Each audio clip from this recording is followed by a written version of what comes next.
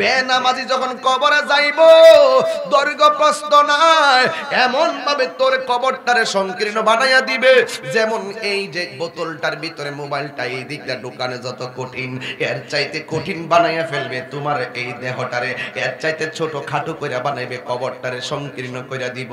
আমার নবী বলে উম্মতের রে যখন কবরটারে সংকীর্ণ করে দিবে তখন কবরের মানুষটা এমন জোরে আল্লাহর একটা ডাক মারা দিব, আল্লাহ ও আল্লাহ গো আল্লাহ, কেমন আযাব আর ভালো লাগে না, কেমন চাপা আমার মারছো, আমার হাড্ডিগুলা দিয়ে একটার ভিতরে আরেকটা ঢুইকা গেছে, ও আল্লাহ আল্লাহ আল্লাহ আল্লাহ আল্লাহ আল্লাহ আল্লাহ,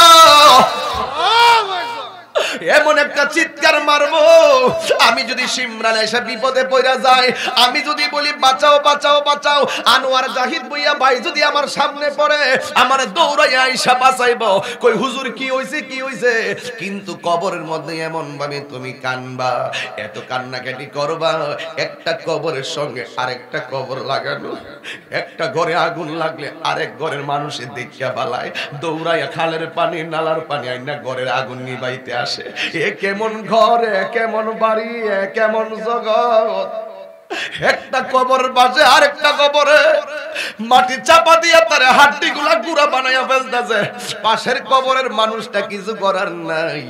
এই জন্য যুবকরে আমার এমন ভাবে তুমি চিৎকার মাইরা দিবা, চিৎকার মারার পরে বন্ধু আমার নবী কই এমন বিকট আওয়াজ হবে, ওই আওয়াজের পরে যখন তার চিৎকারের এমন বড় আওয়াজ, আমার নবী বলেন এই কান্নার আওয়াজ যদি পৃথিবীর কোনো মানুষের কানের মধ্যে লাগতো, ওই মানুষের কানের পর্দাটা ফাইটা রক্তক্ষরণ হইয়া যাইত।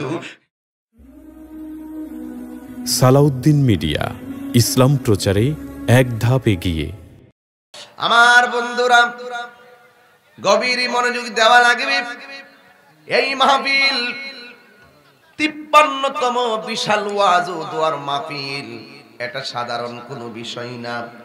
এই 53তম মাহফিলটা যেই দিন প্রথম হয়েছিল, হয়তোবা মাহফিলটা ঘরের ভিতরে হতে পারে, হয়তোবা মাহফিলটা উঠানে হতে পারে, হয়তোবা মাহফিলটা মাঠে হতে পারে, কিন্তু যারা এই মাহফিলটা প্রথম করেছিল, এমন অনেক উদ্যোক্তা প্রথম বার্ষিক মাহফিল যেদিন ছিল, এই মাহফিলটা যারা শুরু করে দিয়ে গিয়েছেন, এমন অনেক মুরব্বী আজকে অন্ধকার কবর দেশে আছে, কথা বলেন ঠিক কিনা?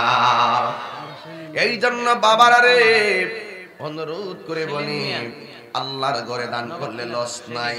মোহাম্মদ সেলিম মিয়া নগদ দিয়া দিলেন 3000 টাকা, আল্লাহ কবুল করেন। তার বিনোদন সাউন্ড তার আব্বা অসুস্থ, আল্লাহ, তার নাম কি, মালিকের নাম কি, সাইদুল, তার আব্বা অসুস্থ, সেও দিয়া দিছে 500 টাকা, আল্লাহ আপনি কবুল করেন, মঞ্জুর করেন, হায়াতে বরকত দান করে দেন, জবান খুলে বলুন আমিন।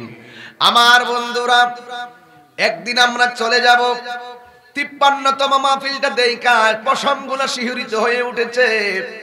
ফুলের সৌরভ, মানুষের গৌরব চিরদিন থাকে না, কেউ আজকে আছে কালকে সে আবার কবরে চলে যাবে। আমি তাহিরিও যে আসতে পারবো আমার কোনো গ্যারান্টি নাই, এমনও হতে পারে আজকে 53তম বার্ষিক মাহফিলটা কাহারো জীবনের জন্য শেষ মাহফিল হতে পারে কি পারে না। এই জন্য আমার বন্ধুরা আমাকে বিষয় দেওয়া হয়েছে কবর কবর কবর।